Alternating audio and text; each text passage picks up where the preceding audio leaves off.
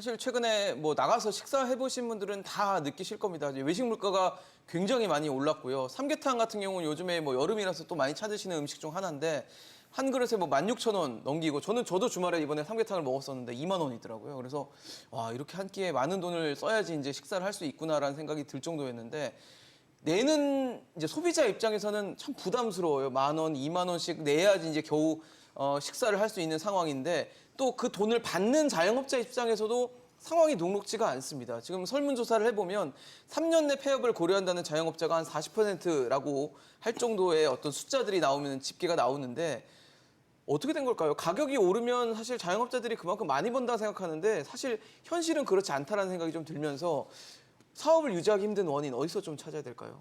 뭐 가격을 올려서 매출을 올리고 이익을 거둘 수 있다면은 뭐 영화에 나오는 것처럼 자영업자를 목숨 걸고 하진 않을 겁니다. 그렇죠. 굉장히 쉬운 일이겠죠. 근데 경기가 호황이라 그러면은 아마 말씀하셨던 일이 가능할 것 같아요. 네네. 근데 지금 경제 성장률이 1.5% 내외이고요.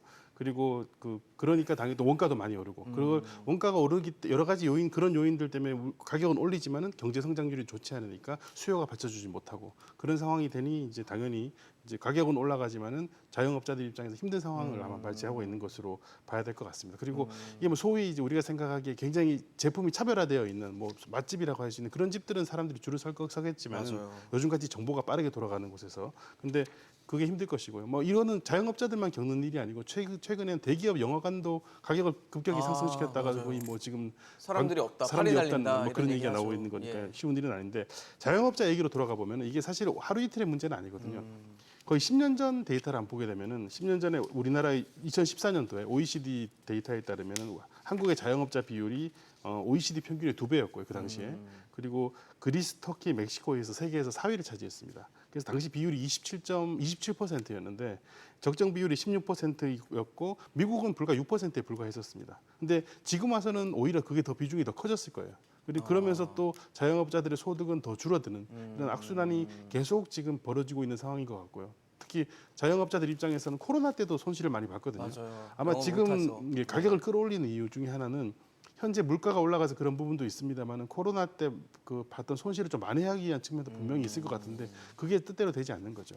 왜 그런지를 약간 상황을 보게 되면 시장이 너무 경쟁적이기 때문에 그렇습니다. 그러니까 너무 많은 맞아요. 자영업자들이 있기 때문인데 소비자 입장에서는 좋은 일이지만은 뭐 자영업을 하시는 분들이 고소득층도 아니고 대부분 그래서 굉장히 좀 문제가 되는 상황이라고 보는데 저는 이것도 좀 근본적인 접근 방법이 필요한 것 같아요. 뭐 굉장히 뜬금없는 얘기이긴 합니다만은 예. 자영업자가 숫자가 계속 많이 유지되는 것은 사람들이 일자리를 잃어버리고 새로운 일자리가 만들어지지 않으니까 어쩔 수 없이 그쪽으로 몰려가는 부분도 적지 않게 있거든요. 맞아요. 그래서 경제 성장을 하면서 새로운 일자리를 만들어 나가는 그런 노력들이 저는 굉장히 필요한 것 같고요. 그리고 다 사람들이 꼭 그쪽 자영업 쪽으로 몰려가지 않도록 예. 이렇게 새로운 재교육 프로그램 같은 것도 정부에서 적극적으로 좀 더 활용을 해야 되지 않을까 생각을 합니다. 그러게요. 은퇴를 고민하는 분들이 대부분 자영업을 뭐 불가피하게 울며 겨자 먹기로 선택을 하면서 뭐 치킨집을 하든 커피숍을 차리든 이런 식이기 때문에 그분에 대한 고민도 좀 필요하지 않을까라는 생각이 듭니다.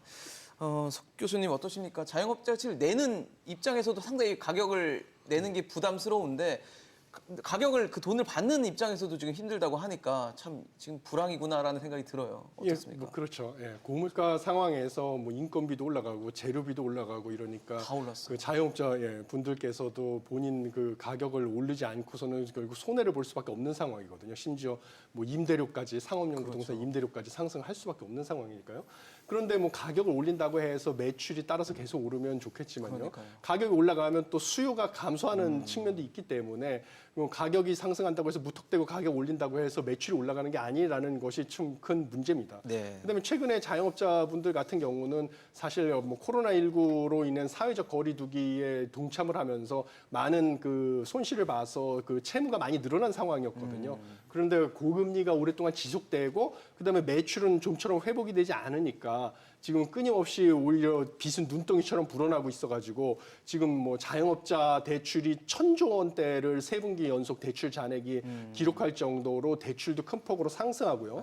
그다음에 고금리 상황에서 대출이 큰 폭으로 상승하다 보니까 당연히 연체율도 따라서 올라가지고 뭐 전체 금융기관 내 그 연체율이 지금 1.0%에 달해가지고 원래 그 2022년 1분기 때만 해도 0.49%였거든요. 네. 그럼 거의 뭐 2배 가까이 증가를 하는 이런 어려운 상황에 처해 있습니다.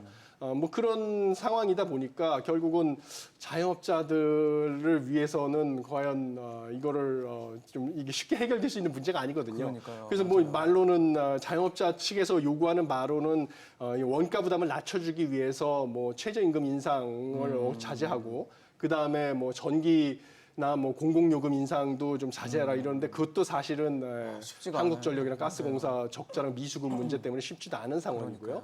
최저임금도 뭐 사실 노동자 입장도 있고 이러기 때문에 쉽지 않은 상황이라서 결국은 정부 입장에서는 결국 자영업자 대출에 대해서 뭔가 만기를 연장해 준다든지 뭐 이런 절차가 한 번 정도 더 필요한 충분히 그 매출이 회복될 때까지 기회를 준다는 측면에서요.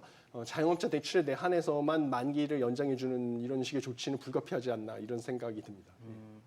교수님 어떠십니까? 참 어려운 문제예요. 자영업자 문제는. 그러니까 네. 저도 사실 냉면 굉장히 좋아하고 네. 16,000원 좀 아깝다고 생각하면서 냉면을 굉장히 자주 먹는 편인데요. 근데 사실 조금 저희가 생각해 봐야 될 게 우리나라에서 자영업이 어떤 위치에 있는지. 분화되어 있는지를 네. 생각해 보면 16,000원짜리 냉면을 팔아도 팔리는 집이 있습니다. 맞아요. 그런 자영업이 있습니다. 그런 자영업이랑 정말 동네에 아주 많은 치킨집이랑 똑같이 생각할 수는 없는 거죠. 그러니까 저희가 생각하기에 이런 폐업률 이런 쪽이 주로 어디서 나오느냐. 황 교수님 말씀하신 대로 상대적으로 경쟁이 심각한 자영업 쪽에서 이런 것들이 나오는 거죠. 저희가 보통 인플레이션 발생할 때 무슨 얘기 많이 하냐면 기업의 가격 설정력이라는 것을 얘기합니다. 그게 뭐냐면 뭐 자영업도 기업이니까요.